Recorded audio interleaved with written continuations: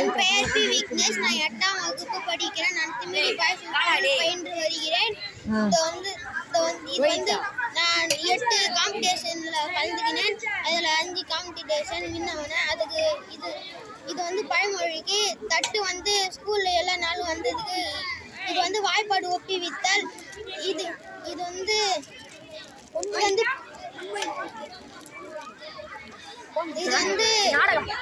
நாடகத்துக்கு டீச்சர். இது மனப்பாட பகுதி ஒப்புவித்தல்.